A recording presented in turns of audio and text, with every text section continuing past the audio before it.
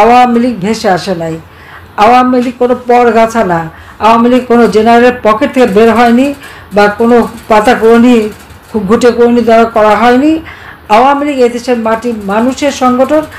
আর আপনারা দেখেন এই সমন্বয় বৈষম্যহীন বলে আজকে এমন বৈষম্য সৃষ্টি করেছে যে সমন্বয়ক বলেছে যে আমার পর্যায়ে 2000 টাকা নেয়, সে এখন কত দামি গাড়ি চড়ে, যার বাবা তাকে পড়ানোর খরচ দিতে পারে না, এখন তার বাপদাদা জমিদার হয়ে গেছে। তা বৈষম্যটা কারা সৃষ্টি করছে? বৈষম্যহীনে নয়, বৈষম্য সৃষ্টি করে আর মানুষ হত্যা করে আওয়ামী লীগকে শেষ করবে। ছাত্রলীগ ব্যান্ড, আওয়ামী লীগের ব্যান্ড করতে হবে। কেন? আওয়ামী লীগ অপরাধটা কী করেছে?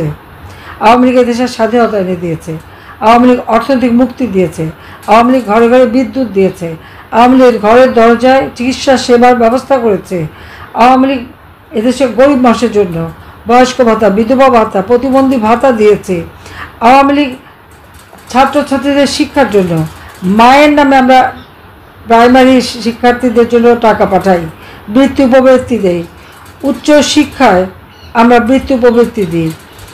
মানুষের জীবনের যে মৌলিক চাহিদা, প্রত্যেক চাহিদাটাই তো আমরা পূরণ করছি। আজকে আমরা খাদ্য উৎপাদন বৃদ্ধি করেছি, পুষ্টি নিশ্চয়তা দিয়েছি, আমিষের ব্যবস্থা করেছি। শুধু আমরা দেশের মানুষ না, যেন আমাদের সেনাবাহিনীতে আগে কখনো ভাত দেওয়া হতো না দুপুরে, আমরা ভাতেরও ব্যবস্থা করেছি, আমিষেরও ব্যবস্থা করেছি। পুলিশ কখনো রেশন মাত্র 20% পেত, আমরা পূর্ণাঙ্গ রেশনের ব্যবস্থা করেছি।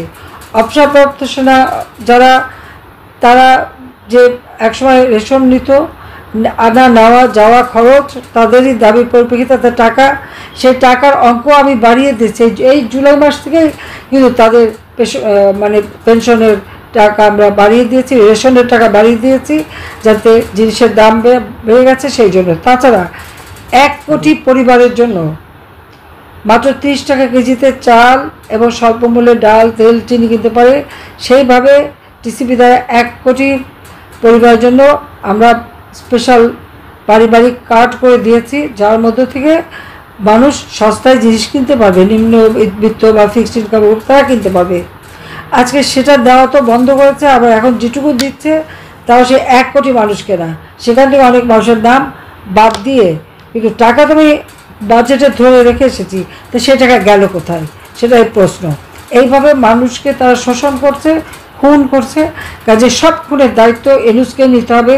মিথ্যা মামলা দিয়ে হয়রানি, আমাদের জেলখানায় আমাদের প্রায় 60-70 হাজার নেতাকর্মীকে কারাগারে নিক্ষেপ করেছে, প্রায় 5 লক্ষ আওয়ামী লীগ নেতাকর্মী, 14 দল সহ মুক্তিযোদ্ধা আসামি। এই সমস্ত মামলা প্রত্যাহার করতে হবে এবং আমরা যেন স্বাধীনভাবে রাজনীতি করতে পারি সেই সুযোগ দিতে হবে। 2024 সালের আন্দোলন এটা কোটা আন্দোলনের নামে, বৈষম্য বিরোধী আন্দোলনের নামে চরমভাবে মানুষকে ধোঁকা দেওয়া হয়েছে। আজকে আপনারা দেখেছেন যে দরগা শরীফ, পীর ওলামা মাশায়েখ তাদেরকে কিন্তু ছাত্র এই দরগা শরীফ ভেঙে দিচ্ছে, বুলডোজার দিয়ে ভেঙে দিচ্ছে। মসজিদ, মন্দির, পেগোডা, গির্জা, কোনো জায়গায় কোনো ধর্মের লোক এদের হাতে শান্তিতে নেই।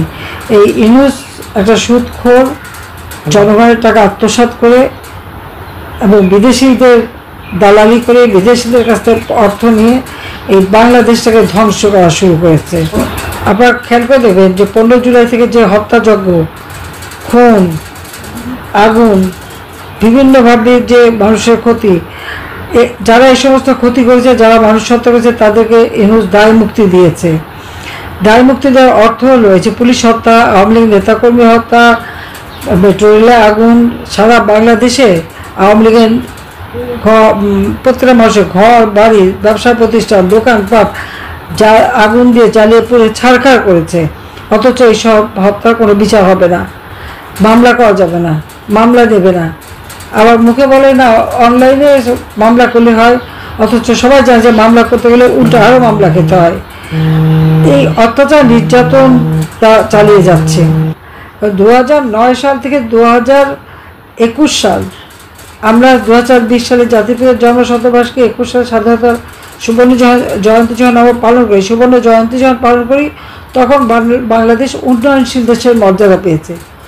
উন্নয়নশীল দেশের মর্যাদা পেতে হলে জাতিসংঘের স্পেশাল কমিটি আছে, সেই কমিটি যাচাই বাছাই করে এবং সেখান থেকে কোন কোন ক্ষেত্রে দেশ উন্নত হয় সেটার উপর বিচার করেই তারা কিন্তু এই মানে মর্যাদাটা দেয়। এবং এটা কিন্তু 2 বছর পর পর বা প্রতি বছরই, যখনই আমরা মধ্যম আয়ের দেশে উন্নীত হলাম 2015-তে, তারপর আবার উন্নয়নশীল দেশের মর্যাদা পেলাম, ধাপে ধাপে দেশকে আমরা উন্নত করলাম এবং এর সুফলটা কিন্তু দেশের জনগণ ভোগ করেছে। বাংলাদেশের অর্থ সামাজিক উন্নয়নটা হয়েছে, আর্থসামাজিক উন্নয়ন আমরা করতে পেরেছি। কোনো মানুষের খাবারের অভাব ছিল না, প্রত্যেক ঘরে বিদ্যুৎ দিয়েছি, যোগাযোগ ব্যবস্থার উন্নতি করেছি, শিক্ষার পথ সুযোগ করে দিচ্ছি, এখন গ্রাম পর্যায় পর্যন্ত স্কুল, কলেজ, মসজিদ, মাদ্রাসা, এমনকি সব জায়গায় আমরা উন্নতি করেছি। তাছাড়া অন্যান্য ধর্মে যারা, তাদেরও সেই ধর্মীয় শিক্ষা বা ধর্ম পালনের স্বাধীনতা, সেই ব্যবস্থাটা আমরা করে দিয়েছিলাম। একটা অসাম্প্রদায়িক চেতনায় বাংলাদেশ গড়ে উঠেছিল। আজকে যতই দাবাতে চেষ্টা করুক, আওয়ামী লীগ ভেসে আসে নাই। আওয়ামী লীগ কোনো পরগাছা না, আওয়ামী লীগ কোনো জেনারেলের পকেট থেকে বের হয়নি বা কোনো পাতা করণী ঘুটে করণী দ্বারা করা হয়নি। আওয়ামী লীগ এদেশের মাটি মানুষের সংগঠন, মাটি মানুষের অধিকার প্রতিষ্ঠা করে করার জন্য আওয়ামী লীগের জন্ম। আওয়ামী লীগ স্বাধীনতা এনে দিয়েছে, অর্থনৈতিকভাবে উন্নতি করে দিয়েছে ইনশাল্লাহ। দারিদ্রের হারও আমরা কমিয়েছিলাম, এখন ইউনিভার্সিটি তাও বাড়িয়ে দিয়েছে। এবং এর পিছনে একটা কারণটা জানেন, সে দারিদ্রের হার বাড়াচ্ছে আর মানুষকে নিঃস্ব করে দিচ্ছে কেন? সে যে অল্প ক্ষুদ্র ঋণ দেবে আর মোটা অঙ্কের সুদ খাবে, এই আশায়। আজকে যদি দারিদ্রতা কমে যায় তা তার সুদের ব্যবসায় ভাটা পড়বে, সেই জন্য আবার এদেশের মানুষকে তারা গরিব করতে চায়। কাজে এই সুদখোর, খুনি, জঙ্গি দেশ ছেড়ে দিয়েছে, জঙ্গিদের উপর নির্ভর করে দেশ চালায়। কাজে খুনি, জঙ্গি, ইউনূস, এর হাত থেকে দেশকে রক্ষা করতে হবে, একে ক্ষমতা থেকে সরাতে হবে। কাজে এর জন্য আমাদের সকলকে এক হয়ে মাঠে নামতে হবে। আমি একটা কথা বলি যে আমাদের ঘর বাড়ি সবই তো শেষ, এমনকি জয় পুতুল তার বাবার বাড়িটা, ডক্টর অজয়ের বাড়ি, সেটাও প্রথমে আগুন দিয়েছে, সেটাও ভেঙেছে। আজকে আমার বাবার সেই 32 নম্বর বঙ্গবন্ধু স্মৃতি জাদুঘর আমরা করে দিয়েছিলাম। ওই বাড়ি থেকে জাতির জনক বঙ্গবন্ধু শেখ মুজিব স্বাধীনতা ঘোষণা দিয়েছেন, আমি আর রেহানার সিদ্ধান্ত নিয়েছিলাম। আমার বাবা তো তার জীবনটা জনগণের জন্য উৎসর্গ করেছেন, কিন্তু জনগণের, এদেশের মানুষকে তিনি ভালোবেসেছেন।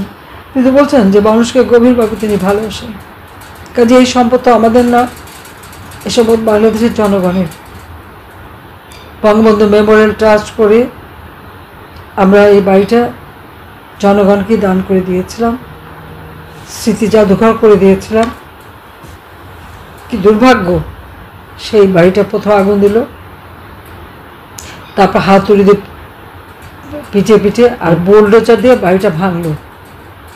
পুলিশ ওখানে দাঁড়িয়ে আছে, সেনাবাহিনী গেল, সেনাবাহিনীকে ভুয়া ভুয়া বলে তারা অপমান করলো। আমি যাই না, এই সেনাবাহিনী সেখানে সদস্য দাঁড়িয়ে থাকলো, তারা একটু শব্দ করলো না।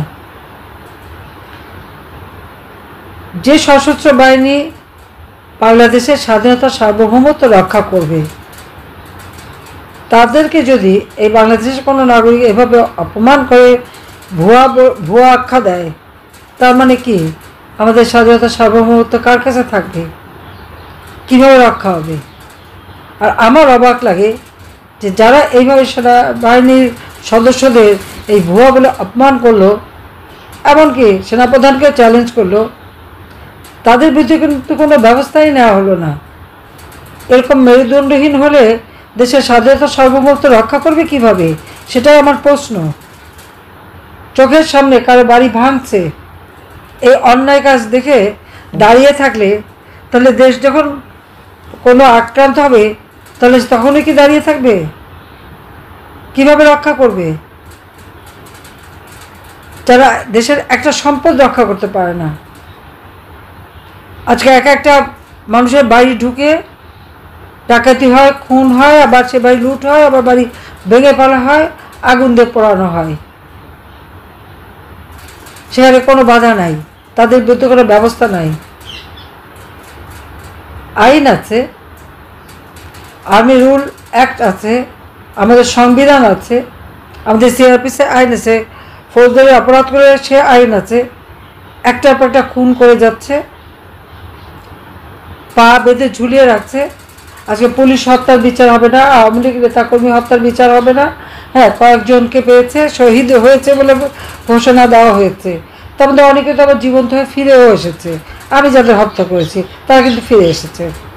তো সেখানে আমার প্রশ্ন, যে যাদের হাতে হাতুড়ি দিয়ে এই 32 নম্বর ভাঙলো তাদেরকে আবার সম্বর্ধনা দেয় সেনা সদরে, এটা কেমন ধরনের কথা? এটা কী ধরনের বিবেচনা? এই আওয়ামী লীগ তো দেশ স্বাধীন করেছে, ওই বাড়িটার থেকেই তো স্বাধীনতার ঘোষণা হয়েছে। স্বাধীনতার ঘোষণা হয়েছে বলেই আজকে সে সেনাবাহিনী হোক বা আমাদের পুলিশ বাহিনী হোক অথবা আমাদের সিভিল প্রশাসন হোক, আজকে যারা সচিব, সিনিয়র সচিব অথবা জেনারেল, মেজর জেনারেল বা লেফটেন্যান্ট জেনারেল বা জেনারেল হয়েছেন, বাংলাদেশ স্বাধীন না হলে কি এই জায়গায় কেউ উঠতে পারতো? পুলিশের আইজি বাংলাদেশ স্বাধীন না হলে কি হতে পারতো? পাকিস্তান আমলে কি ছিল? সেনাবাহিনীতে মেজর পর্যন্ত উঠতে পেরেছে মোটে একজন কর্নেল, আর সচিব বাঙালি, ও পর্যন্ত যেতেই পারতো না। যুগ্ম সচিব কয়জন ছিল সে হিসাব আমি অনেকবার দিয়েছি, লাগলে আবারও দিতে পারবো। জাতিপিতা 6 দফা দেওয়ার পর আর দেশ স্বাধীন হওয়ার পরেই তো এই সুযোগটা এসেছে। আজকে তাকে অপমান করা হয়, এমনকি সমস্ত স্মৃতি মুছে ফেলা হচ্ছে, কোনো ডকুমেন্টই রাখা হবে না। বঙ্গবন্ধুর স্মৃতি মুছে ফেলা, তার সমস্ত কাজের ডকুমেন্ট নষ্ট করা, তার মানে কি বাংলাদেশের স্বাধীনতার সব ইতিহাসই মুছে ফেলে দেওয়া। এরা কারা? তার মানে এরা পাকিস্তানের পাতলে থাকতে চায়, ওই বুটের লাথি খেতেই তাদের পছন্দ। যখন পাকিস্তানিদের বুটের লাথি খাওয়াতো ওটা তাদের ভালো লাগতো। কিন্তু এদের হাতে আমাদের স্বাধীনতা, সার্বভৌমত্ব অথবা দেশের মানুষের জীবন মান উন্নত হবে না, কারণ এরা তো মানুষও চায় না, এরা তো ধ্বংসের লীলায় নেমে গেছে। এটাই হচ্ছে সব থেকে লজ্জার বিষয়। আজকে 5ই আগস্ট আমাদের 2 বোনকে হত্যা করবে, এই প্ল্যানটাই তাদের ছিল, এবং যেভাবে তাদের বাধা দেওয়ার কথা সেই বাধাটাও দেওয়া হয়নি। আমার যারা নিরাপত্তায় ছিল সবাই ছিল, তাদেরও তো জীবন আছে, আর আমাদের জন্য তাদের জীবনটা চলে যাবে। মাত্র কয়েক মিনিটের জন্য আমরা রক্ষা পেয়েছিলাম, মাত্র কয়েক মিনিটের জন্য। তবে আমি বিশ্বাস করি আল্লাহ যেমন গ্রেনেড হামলা আমাকে বাঁচিয়েছিল, সরাসরি গুলিতে বাঁচিয়েছিল, সেই 76 কেজি ওজনের বোমা থেকে বাঁচিয়েছিল, এবারেও কিন্তু আল্লাহর ঠিকই আমাকে বাঁচিয়ে এনেছে আমাদের 2 বোনকে। তার মানে নিশ্চয়ই কোনো কাজ, ভালো কাজ আমাকে দিয়ে করাবে, আল্লাহ রাব্বুল আলামিন আমাকে দিয়ে কোনো ভালো কাজ করাবে বলেই আমাকে জীবনটা বাঁচিয়ে রেখেছে। তবে বাবা, মা, ভাই সব হারিয়েছি, আজকে ঘর ছাড়া, বাড়ি ছাড়া। হ্যাঁ, ভালো আছি, যেখানে আছি তারা অনেক সম্মানে রেখেছে, তারা আমাদের মহান মুক্তিযুদ্ধে আমাদেরকে সহযোগিতা করেছে, আবার 75 পরেও সহযোগিতা করেছে, সবসময় আমাদের পাশে থাকে। কিন্তু সেটা তো বড় কথা না, যে দেশ আমার বাবা স্বাধীন করে গেছেন, আর সেই দেশে আমাদের ঘর বাড়ি সব কিছু জ্বালিয়ে পুড়িয়ে ছাড়খাড়, আওয়ামী লীগের নেতাকর্মীদের বাড়ি ঘর পুড়িয়ে ছাড়খাড়, জেল জুলুম, অত্যাচার, নির্যাতন কেন করা হচ্ছে? এই স্বাধীনতা কারা এনেছে সে কথা একবার ভেবে দেখবে না? আর আজকে যা তুলনা করে 71-এর সাথে 24, তারা কি স্বাধীনতার যুদ্ধ দেখেছে? তারা জানে মুক্তিযোদ্ধারা কি কষ্ট করেছে? তাদের দুঃসাহস কী করে হয় মুক্তিযোদ্ধাদের অপমান করে? যারা করছে তাদের প্রত্যেকের চেহারা চিনে রাখেন, নিশ্চয় আল্লাহ দিন দেবে, প্রত্যেকটা জবাব আমরা নেব।